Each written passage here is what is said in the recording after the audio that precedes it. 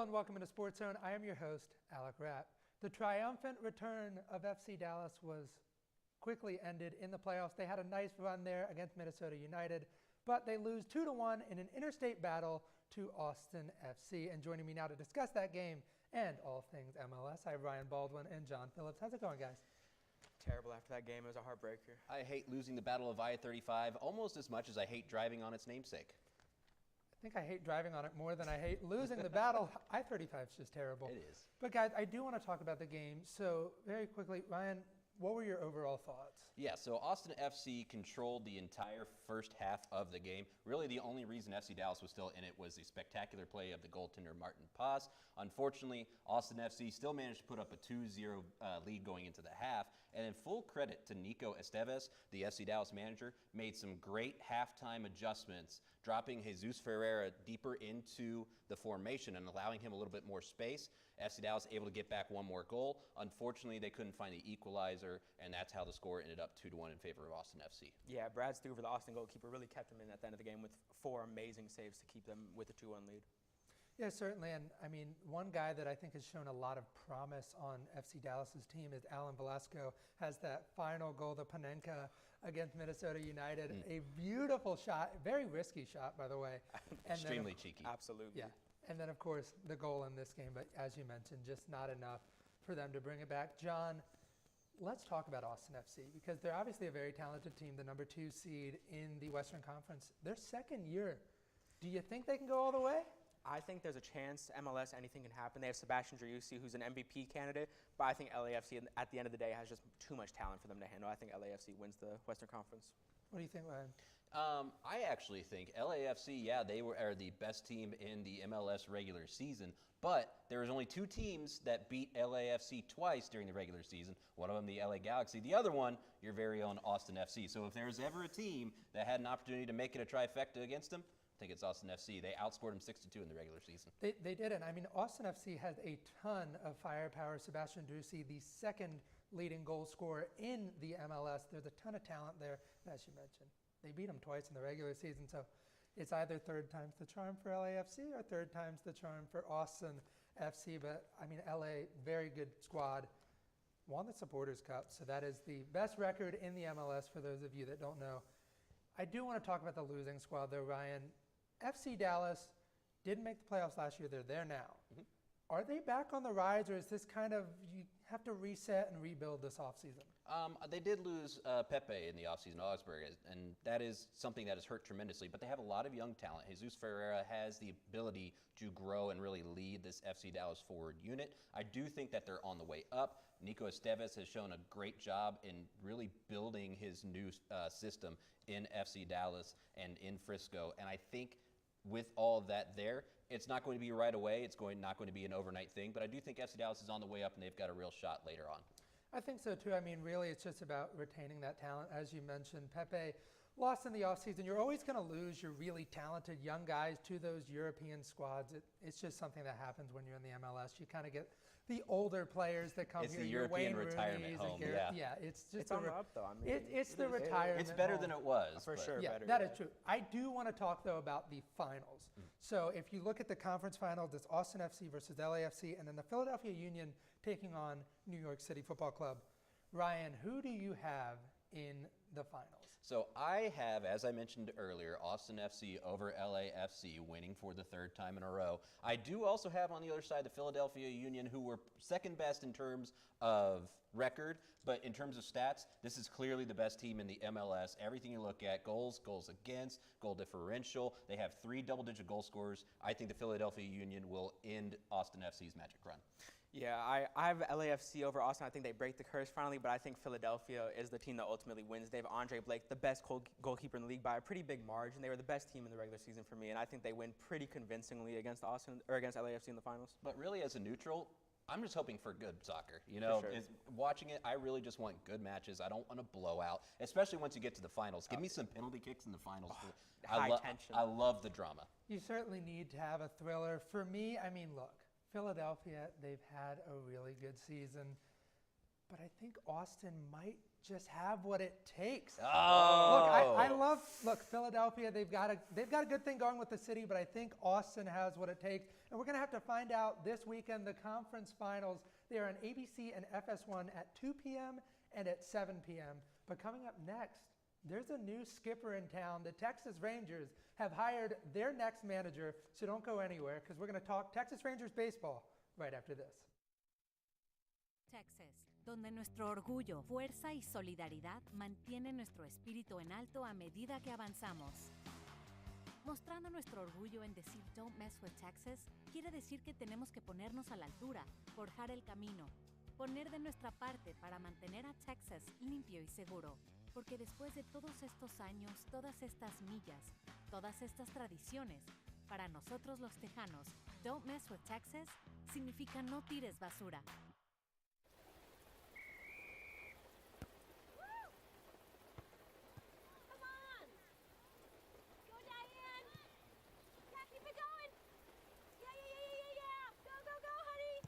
If you love them enough to drive an hour to cheer them on as they get beat 11-0 in the rain, then surely you'll check nhtsa.gov/the-right seat to make sure they're correctly buckled in the back seat. Throw that ball, Diane! Woo! You got this! There are 16 million children struggling with hunger in America. That's 1 in 5 daughters, sons, neighbors, and classmates who don't know where their next meal is coming from. Yet billions of pounds of good food go to waste every year. It's time we do something about it. Feeding America is a nationwide network of food banks that helps provide meals to millions of kids and families in need. Visit feedingamerica.org to help them feed even more. Together, we can solve hunger. Together, we're feeding America. I'm heading out, man. You want to ride? No, I got my car, but I actually really need to go to the bathroom. Dude, are you okay? I am definitely buzzed. Yeah. I think I will take this and I will take that ride home.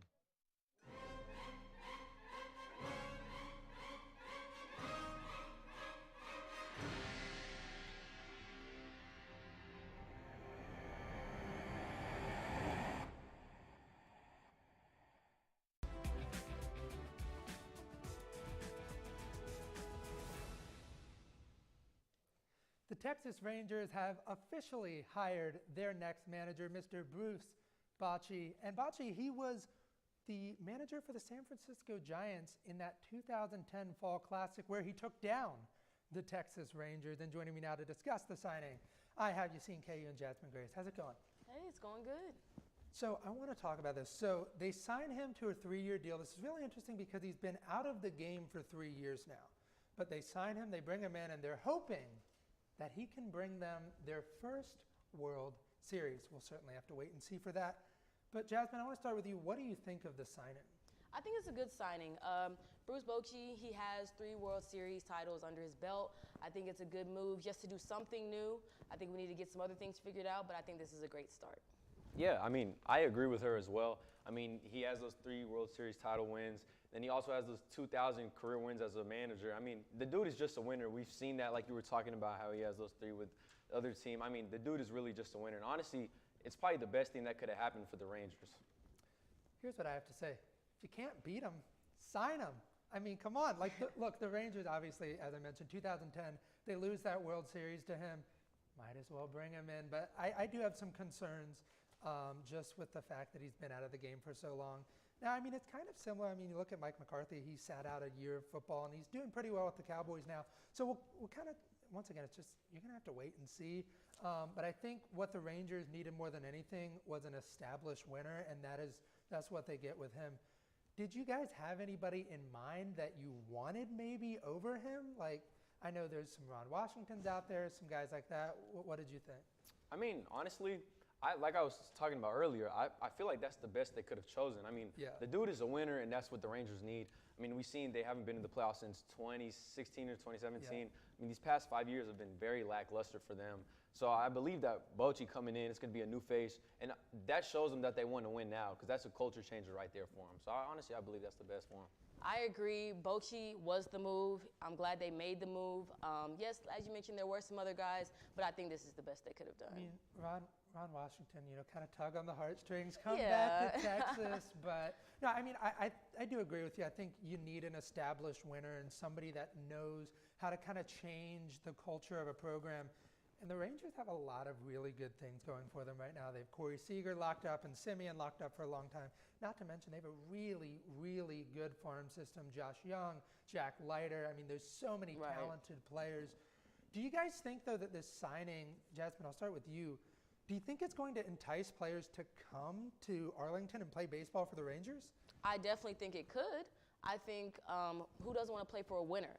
Yeah. Someone who knows what it takes to win, someone who's seen it for themselves. I think that could be very enticing, and I think people will definitely try to come see what the Rangers could be all about. Yeah, I mean, again, I agree with her as well. I mean, the players, they see what the Rangers are trying to do. Yeah. It's not like the Rangers are just sitting back, letting stuff go past them. I mean, they signed Bochy, which was an amazing sign. And like we were talking about, he is a winner, and the players notice that. And he's also great with the players and the coaches. And he's one of the best baseball minds we've seen to date. So yeah. I agree. The players would definitely be more enticed. Certainly has. So let's take a look here. There are 25 seasons he has been a manager in the major leagues, was with the Padres, and then, of course, most famous for the Giants. Kind of that recency bias. 3-time World Series champion, really good. I mean, the Giants were kind of dominant in really that early 2010s era, and then you look just over 2000 when 12th most all time. So I mean, just a stellar addition. I think, guys, the front office has kind of proven, like, okay, we're willing to commit to winning games. So what do you think the Rangers kind of need to do to really commit to that? What do you think you've seen? I mean, honestly, I think they need to be big players in free agency and in the trade market. I mean, we've seen these last couple of years, they spent a lot of money. Yeah. But, I mean, and when you really look at it, Bochy is not going to sign with them if that wasn't the case. Yeah. He knows what has to be done, and I believe the Rangers do too. They just need to be very active in those markets. And like I said, Bochy wouldn't have signed if that wasn't the case. I agree. I also think they need to figure out what's going on in the pitchers room, what's going on with that rotation. I feel like when they figure that out, they'll also be a better team. Yeah, and I mean, there's a ton of big-name players that, honestly, you can go after. I mean, I think really the start is you have to re-sign Martin Perez. Yes. You absolutely have to, but I mean, right now, they're the front runner for Carlos Rodon, the pitcher for the Giants, who was absolutely dominant this past year. And then you look, I mean, Jacob deGrom, Noah Syndergaard, there's so many different players that you can really go out there and get, and I think they need to. Very quickly, do you think the Rangers are a playoff team this coming season? What do you think, Jasmine? I think that they have potential, but I'm not 100% sure. You asked me 2 to 3 years, I say yes. Give time for Bochy to turn the program around, to do some great things, and I feel like they will be. But this year, not 100%. Well, they still have some work to do, and we're going to have to see if the Rangers can make it back to the postseason. However, there was another team right here in the DFW that might have just been knocked out of the postseason, or at the very least, a conference title game, and that is the North Texas Mean Green. Coming up next, we're going to talk about the Battle of the Birds between North Texas and UTSA.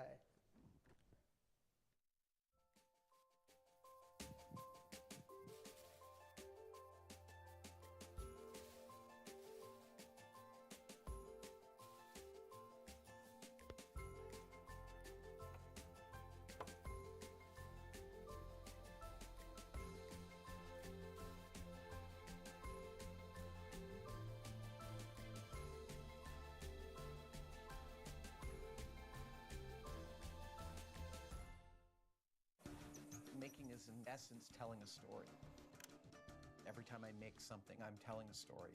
When a kid gets their hands on the world and learns that they can make their fantasy play, that they can make their reality, that's power. As far as I'm concerned, everyone should feel that kind of power. So if there's something that interests you, go figure out how to do it. Go tell your own story. There it is. I want to know why you make. Share your own Why I Make story today. Visit whyimake.org. I call you and say, I'm with the IRS.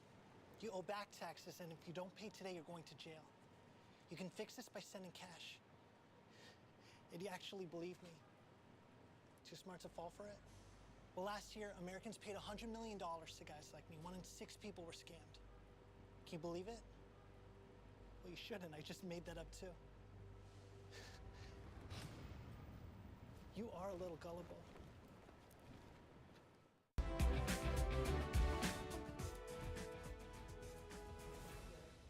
Welcome back into Sportszone. I'm your host, Alec Rapp. The Mean Green, they lost the Battle of the Birds this past weekend, 31-27 the final score, losing to the UTSA Roadrunners. This is a game that has very quickly become a rivalry game for the Mean Green, taking down the number 22 Roadrunners last season, then of course losing this past weekend. And joining me now to discuss that game, I have Parker Smith and Jeremiah Russo. How's it going, guys?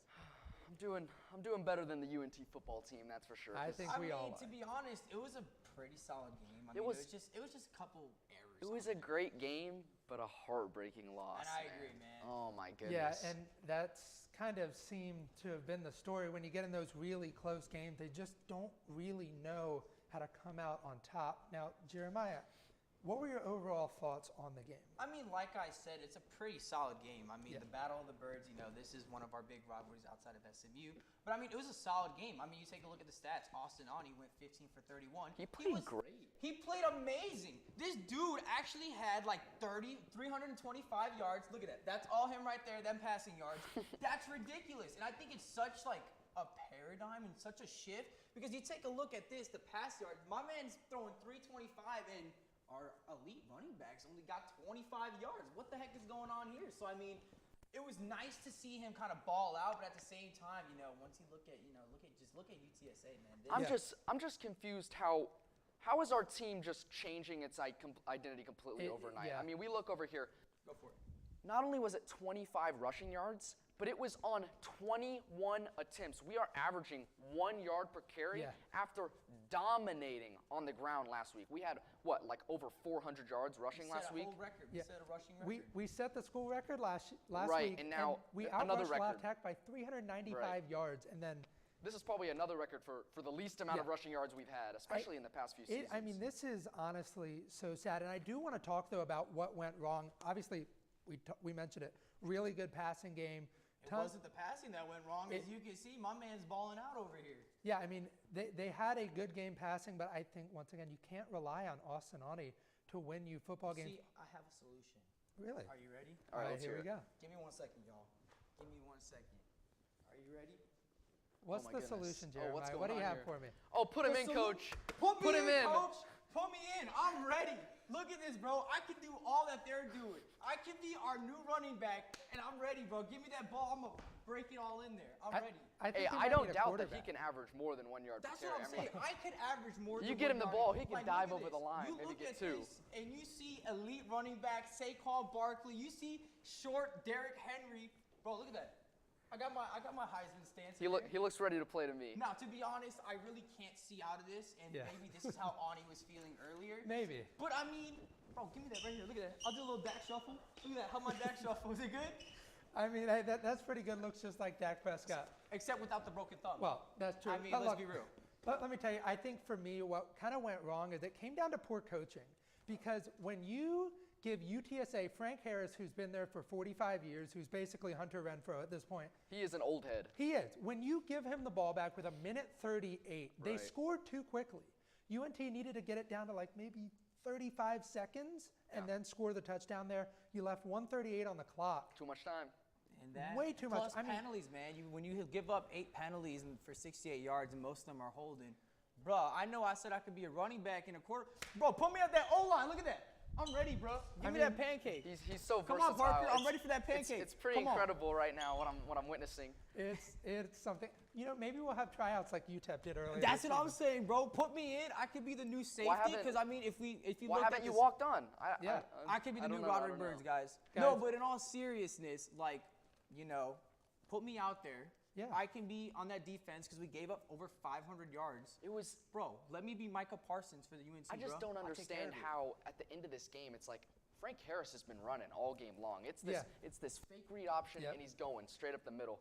And he goes for about 30 yards and there's 20 seconds left in the game. I'm like, all right, please, come on, give me a goal line stand, something. Yeah. And they throw that back shoulder fade and DeCorian Clark just goes over Rex Tejada. And I mean, it was So it was a crazy catch, but let's be honest. Did he push off on that? I don't think he did. I mean, he's just a physical wide receiver. I think we do need to discuss the defense because they didn't do their job. Like, if we're being honest, like, you need to be able to hold them. I know the front seven, they did what they're supposed to. Obviously, they have the interception in the game. Tejada is really easily the best defensive back, I think, at this point. Right, 100%. But the defense has to step up, and you're facing a very, very good offensive team in Western Kentucky this week.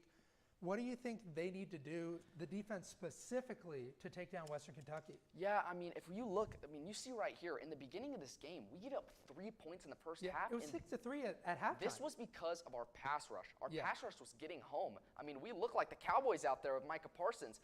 When we're getting home to the quarterback, we're not going to be an easy team to score on because we're looking at our guys are getting around the edge, creating pressure, and especially for these dual threat quarterbacks that need to be contained, it's all about the pass rush. So in reality, I think that's what we have to do because Western Kentucky, definitely a throwing team. They're averaging roughly 350 yards through the air every game. So I think we got to get home. I think the fundamentals, man. I mean, you can't be giving up holding calls all the time or even pass interference calls. Or I know we had a couple on sportsmanlikes. Like, I know this is a heated game. I know this is, the Battle of Texas. But at the same time, you also have to keep this on, man. Keep this straight. Just like this helmet's not straight on me because I can't see. But you got to keep this head straight, and you just got to play simple, stick to your game. Like we said, Parker's already said it. We've been saying it. Front seven's pretty good. I just think we need to, we cannot be giving up 500 yards. You're not going to win a game giving up 500. And that comes down to coaching. And, I mean, Alec's been saying this for a few years now. I mean, I have. Seth Luttrell just, he's got to go. Let's be honest. I want Parker to be the coach. He can coach me. I'm ready. Kind of the last straw for me was just like, we have a minute 30 and we need to get a stop. And this is for CUSA. I mean, obviously, we still have to beat a tough Western Kentucky team. We're going to be dogs this weekend. But, I mean, this was a game that we had in our hands, and we blew it. We could taste it. It was on the tip of our tongue. Well, we certainly did blow it. But there was one team in the DFW that did not blow the lead, and that was the Dallas Cowboys. The Cowboys took down the Lions. We're going to talk about that right after this. Did you see that? Whoa, we scored? Yeah, we scored going to the playoffs. I can't believe I missed that. Every time I'm buzzed, I spend too much time on my phone. What? I should take your phone away. No. I'll call for a ride. Hey, why does my face look like that? I'm playing with these new face filters. Okay, you know what? Yep, that's mine. I'm gonna need that back. No. Kevin! Beautiful hills and highways of green. Wouldn't it be better if they were clean? Only takes one person to make things right. So join hand in hand and protect our countrysides. One person starts and another follows through. Well, don't mess with Texas. He starts with you. I'm Whitney K. Lane. Remember, y'all, don't mess with Texas. This new mom is struggling to get the skates just right. Now she's holding on for dear life. You don't have to be perfect to be a perfect parent. Thousands of siblings in foster care will take you just as you are.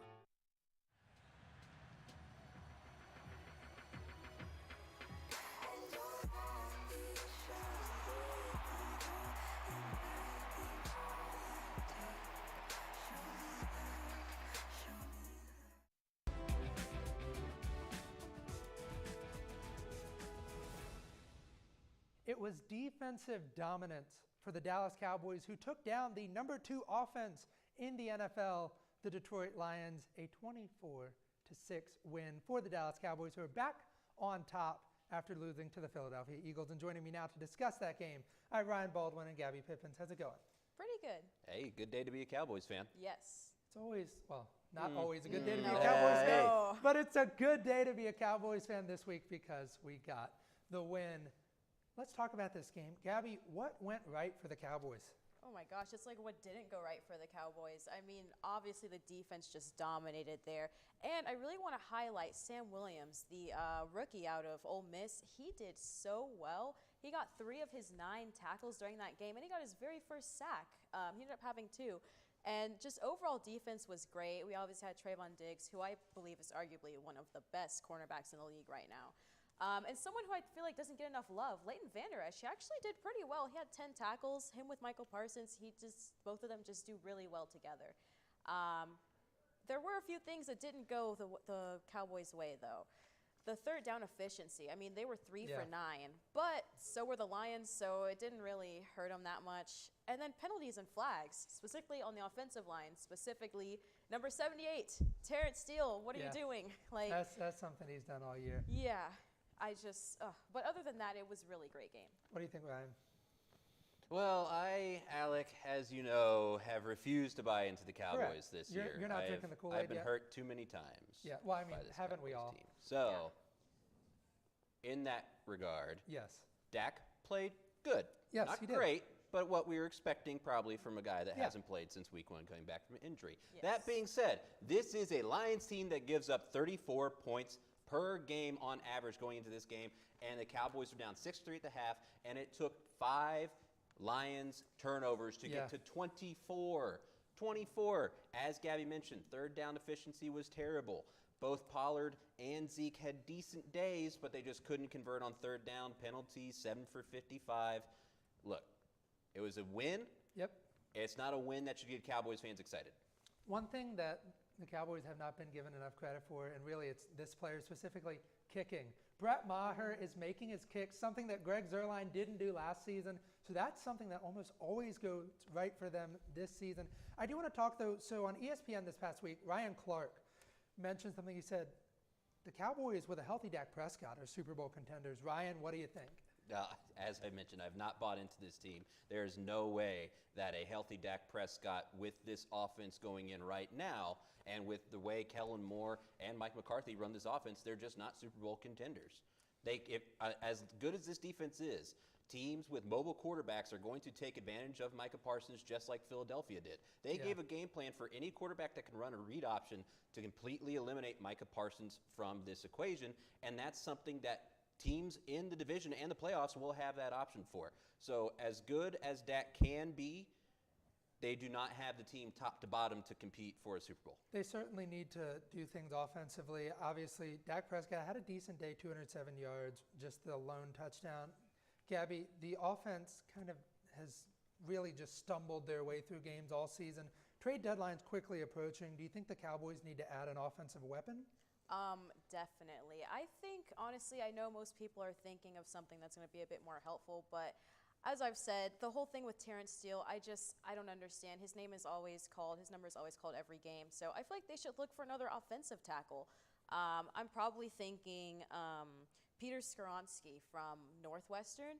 Now, that would be a draft, but I feel like they have a good chance. I mean, he's made a lot of good accomplishments. I feel like he'd be a better person instead of Terrence Steele.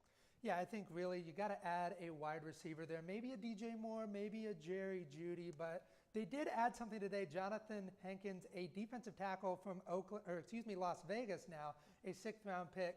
And so that's just a run stopper. And we're going to have to see if the Cowboys can stop the run this weekend against a run-heavy Chicago Bears team. But before you check out that game, come right back here on Thursday at 5:30 for another episode of Sportszone. And if you're on Instagram or Twitter, give us a follow at NTTV_sports. And don't go anywhere, because coming up next is NTTV's Nightly News. Play Eric Amarola's Race Day Mix.